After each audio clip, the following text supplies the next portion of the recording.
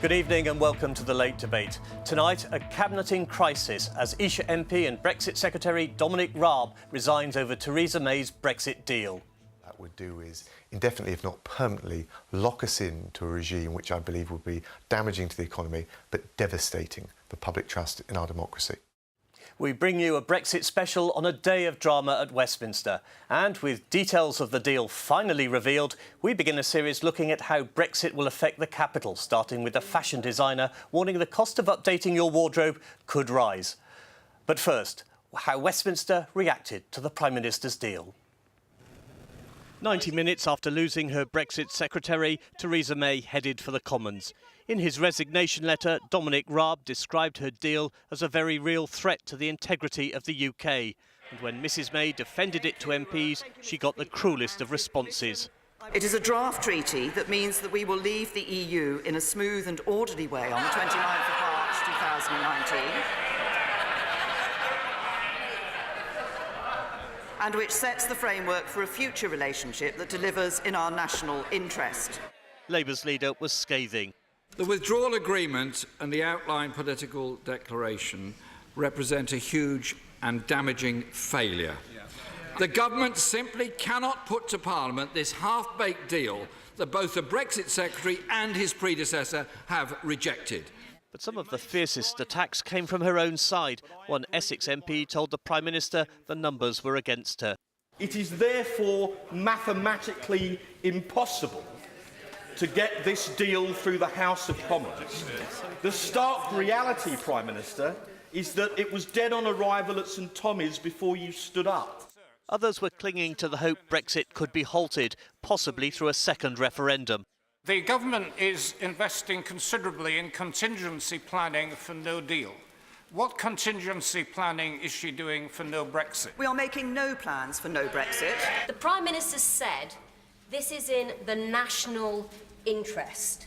So why not allow people in our nation to have their say now? If it was good enough before, why isn't it good enough now? This whole House recognises the dedication and hard work she has put into this 585-page agreement. However, when politics is broken, one can only put the question back to the British people. To try to make sense of a momentous day, I'm joined by the Hornsey and Wood Green Labour MP, Catherine West, the Conservative MP for Croydon South, Chris Philp, the Liberal Democrat MP for Carshalton and Wallington, Tom Brake, and the UKIP member of the London Assembly and former mayoral candidate, Peter Whittle. Welcome, all of you. Hi. Chris, first of all, can Theresa May survive? Well, I think she can survive. Clearly, it's been a very difficult day with the resignations you mentioned, and the negotiation process has been a long and a hard one. I think everybody in Parliament today, on both sides of the House, including David Lammy just then, acknowledged that the Prime Minister has worked incredibly hard and done her best to deliver a deal which she believes is in the national interest. So I think everyone recognises and appreciates that mammoth effort.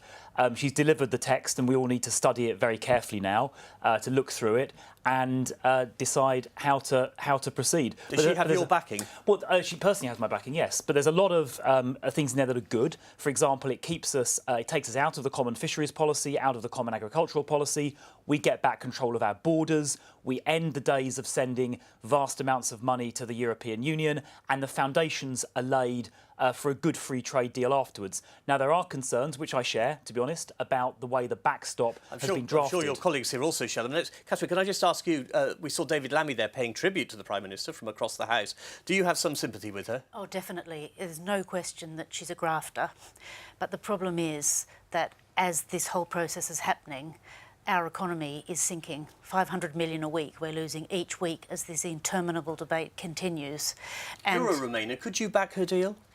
I don't think I can, because I feel that we really are at a point where, due to the arithmetic and due to the last election which delivered a hung parliament, and due to the fact that the DUP are now not even supporting Mrs May, I do believe that we have to put the whole question back to the people. But so isn't that they this can a help better Parliament. deal? From your point of view, isn't this a better deal than no deal and a hard Brexit? I'm very worried about the fact that this will have a detrimental effect on the London economy. We're a London panel here. We're about to look at the fashion industry, a £28 billion industry, which is crying out for certainty, which is having a mass exodus of staff, which is seeing a great drop in the number of designers who are choosing Milan over London. Well, we're going to talk about the fashion industry a bit later. Tom, if she does go, do you fear who might replace her? Well, clearly there's a possibility, for instance, that who knows, Boris Johnson or Jacob Rees-Mogg might become the leader of the Conservative Party. That is a risk. But frankly, I don't think they would do a better job. I think the Prime Minister's come up with a deal, and it's not really a deal because the only thing it does is it secures the divorce agreement. It doesn't actually address the issue of our long-term relationship with the European Union. She's come up with a deal which, yes, has been accepted in the European Union, but hasn't actually been accepted by her own cabinet or her own party. Now, having another leader in post, they might come up with a slightly different deal, but I suspect it would not command a majority either. And that's why the Prime Minister, I think, is threatening the idea that there is going to be no deal as the other choice. But interestingly, she has now confirmed that no Brexit is a possibility, and the only way to achieve no Brexit is through a people's vote. I think she said there would be no Brexit. Well, no, she said that no Brexit was a realistic prospect. That she's now on record saying that a couple of times, and the only way that can be achieved is by doing what we, the Lib Dems, have been calling for a couple of years, which is a people's vote. Peter, can you see anything in the Prime Minister's deal that gives you any comfort? Not at all. One starts out by trying to give her the benefit of the doubt. If you go right back to the original general election, the Lancaster House speech, what have you, right through to Chequers, excuse me, it has got worse every single time. This is an appalling deal. It is an utter betrayal. Watching her earlier on when she was giving her speech to the press conference, she appeared to me to be obstinate and almost in denial. Some might but say out of a form of weakness, not strength, I would say. There was a real sense of embattlement about her, so there should be. Don't you buy the argument, though, that the deal at least gets the country out of Europe, which is what you want? No, and then it's irreversible. This is not getting us out of Europe. This is not getting us out of Europe.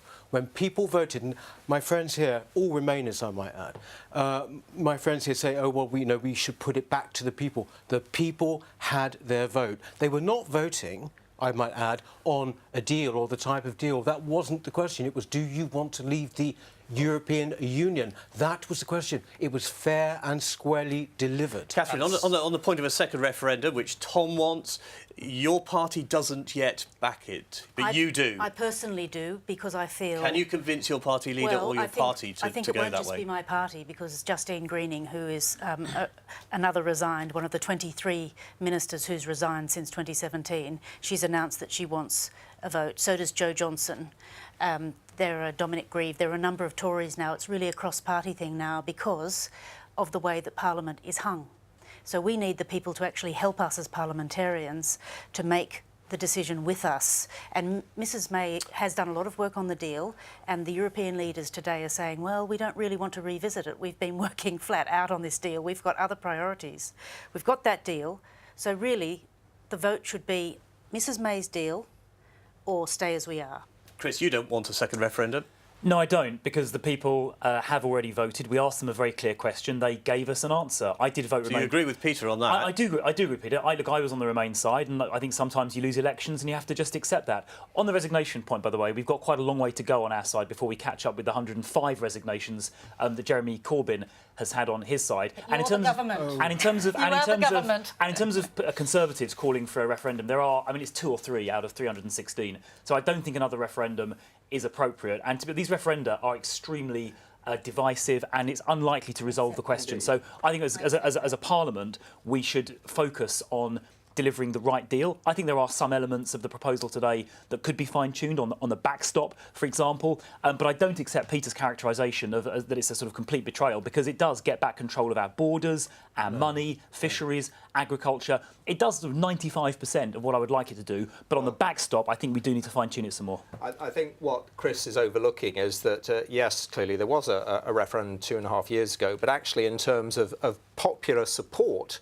for the idea of a people's vote, that is now very clear, very strong, and a majority of people who are supporting that. There's a poll out today on a rival TV channel's poll, which shows that I think 53% of people want us to stay in the EU, and only 34% want us to leave. So now that the will of the people, because I think some of the things that were said during the campaign, the 350 million that was going to be available for the NHS every week, they now know that is not going to be the case, and therefore people's views on this issue have shifted. And at what point, at what level, if, for instance, all the polls are consistently saying 60% 40, 65 Tom, 35, do you ever change your view, or is that locked in 2 points. in aspect? Let me start with the 350 million. So the recent spending announcement on the NHS in the budget just a couple of weeks ago confirms the NHS will get an extra £394 million a week, exceeding the promise made a couple of years ago by a good £44 million a week. And second, on the economy as a result of the Brexit vote. Look, hang on, let me finish. Hang on. Our recent quarterly growth figures were up by 0.6%, which was very strong. On your point about the lowest in Europe, apart from Italy, Tom, I didn't interrupt think. you. Those were very strong figures. On the question about the opinion polls, look, opinion polls go up and down, OK? Our job as parliamentarians is to exercise balanced, mature and measured judgment, not simply to read an opinion poll and do what the opinion poll tells us. Okay? We're better than that, I think, as parliamentarians. To all of you, actually, as Remainers as well, what you've got to be very careful with is that this isn't just about like the fortunes of the Tory party and Theresa May being Prime Minister. This is actually about democracy. There is something really at stake here. If people really feel that they are actually being betrayed, and there's a very strong feeling at the moment about that, by this negotiation or lack of negotiation, then really that changes the whole way they even look at Parliament. Peter, can I just pause you there for a moment, because I want to talk about something else which Catherine alluded to a little bit earlier. While there is now a deal on the table, the question now is what will that mean for Londoners? Over the coming months, we'll meet the business owners and everyday workers whose futures remain in the balance. This week, we hit the high streets to take a look at the world of fashion. It plays an important part in London's economy. So how are the designers and factories preparing for London's Brexit? London is one of Europe's fashion capitals. London Fashion Week is a must-see showcase where even royalty want a front-row seat. The rag trade puts billions of pounds into London's economy, but it's not all glamour. On an industrial estate at Haringey in North London, pink is the new black. This is the business end of the fashion industry, and 95% of the workforce here is from Eastern Europe. I'm from Romania. I'm from Romania. Just check the stretch. Yeah. When the referendum result was announced, Jenny Holloway, the chief executive, was horrified. Her first thought was, what would happen to her staff? 2.5 years on, the company is determined to make Brexit work. What we've done to our staff is reassure them that there will be no issues. We will work with them 100%. We'll pay whatever cost we have to for right to work, remain to stay. And I just think the sooner the deal is done, the better. It's gone on far, far, far too long. 3.5 decades ago, fashion designer Catherine Hamnett was making a name for herself. She wore a T-shirt to Downing Street, making clear her opposition to the arrival in Britain of American Pershing missiles.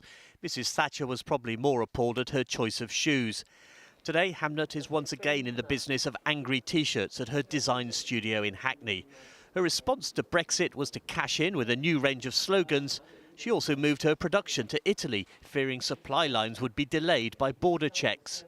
75% of our components are imported. If you've got any delay on any of those, it will slow the whole thing down. I mean, if you're late with Selfridges, so you can't deliver, you'll be given a later slot, they'll expect discounts, so it drastically can affect your business. In Haringey, they also thought about moving production out of the UK, possibly to Southern Ireland.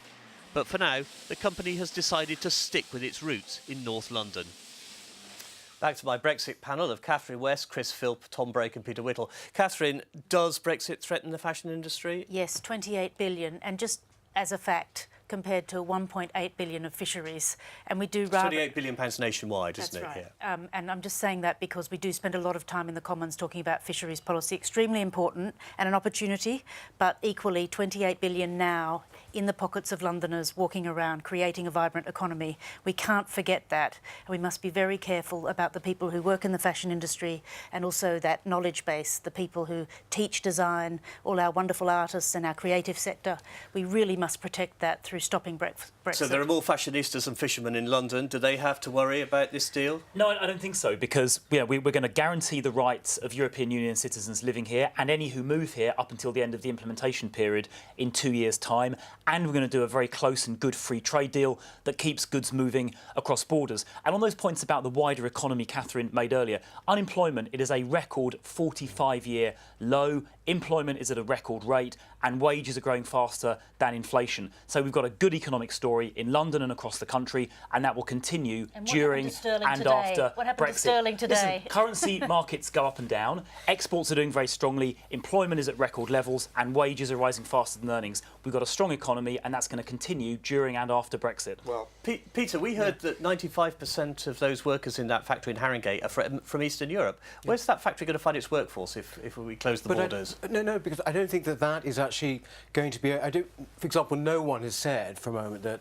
people from the EU are going to in any way be threatened if they're working here. There's never been a question of that. I think the main point here is the Migration Advisory Council suggested you need a £30,000 salary before you can get a work permit. The point is here, look, is that with that report on, for example, the fashion industry, or one's heard it time and time again during the referendum campaign and before with the euro.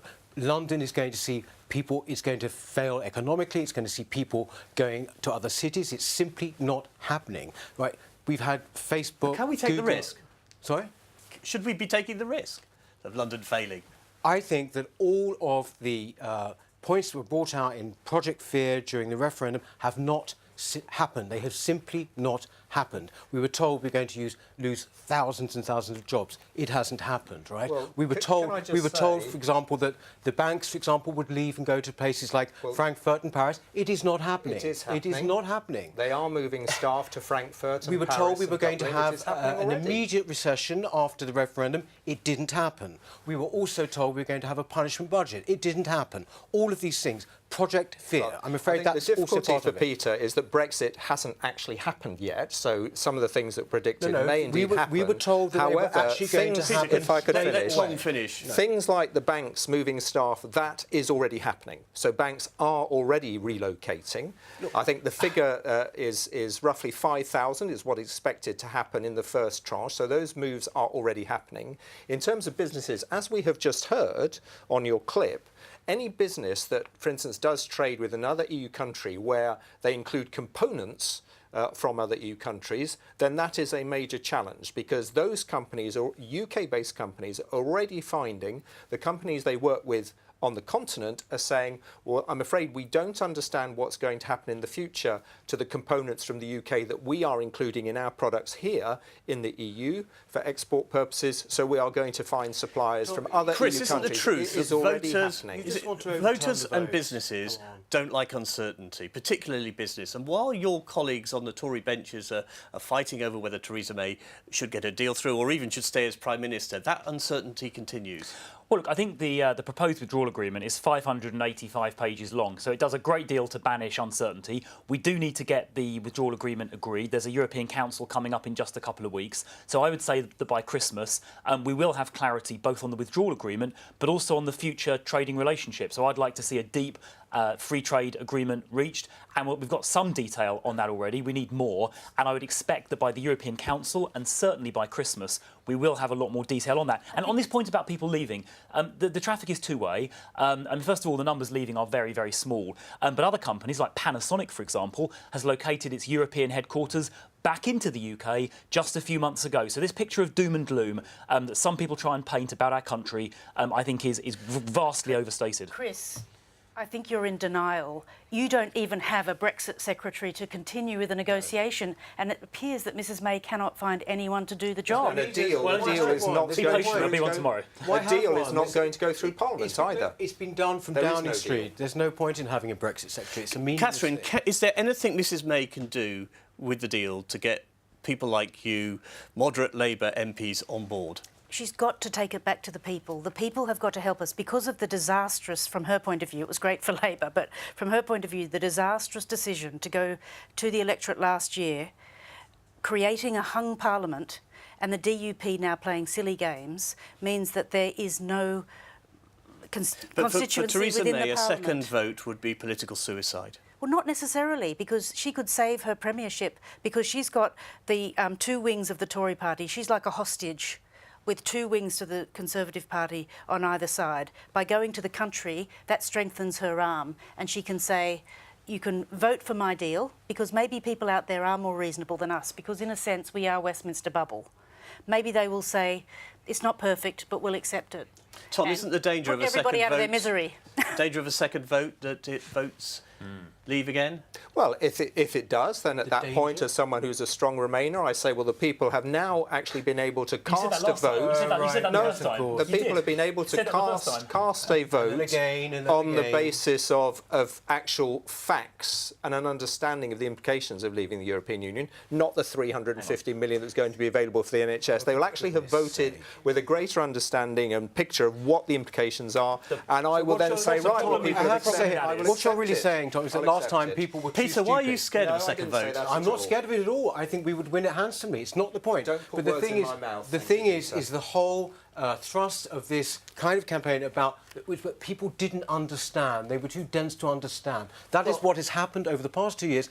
Brexiteers have had that put in their faces all the way along. Our own Secretary of State for DEXU, Dominic Raab, didn't understand that there are implications at the border between Dover and Calais. So there are a lot of people who didn't understand the full implications. You've got to come to terms with it. You've got to come to terms. I think to be fair, politicians on both sides did say during the referendum in 2016 that this was going to be a definitive decision and we would respect the result. So then say, oh well, we're now going to try again, and I promised to abide by the referendum result the second time. I think that is stretching credibility a little far. It's not going to be easy, is it, Catherine, to convince Parliament all I would for say a is second that vote? if we get another opportunity, and regardless of what happens, we have to clean up our democracy, because there should actually be a public inquiry into what happened. Because if the four of us stood on a platform and some of the tactics which Leave.eu used during that campaign, we would have to be disbarred from being candidates ever again. There have been question marks over the Monday. Can I just ask you one... There are a lot of question marks. I need to ask you one final question, because we're running out of time. One final question, yes or no answer. Can she get the deal through Parliament, Peter? No. Tom? No. Chris? I think with some fine-tuning it's doable. Catherine? No. Not exactly equivocal, Chris, but the nearest thing to it. Thank you very much. Thanks to all my guests tonight, to Catherine, Chris, Tom and Peter. I'll be back next month with the latest on the political world in London. Till then, good night and thank you for watching. Thank you very much for coming in. And...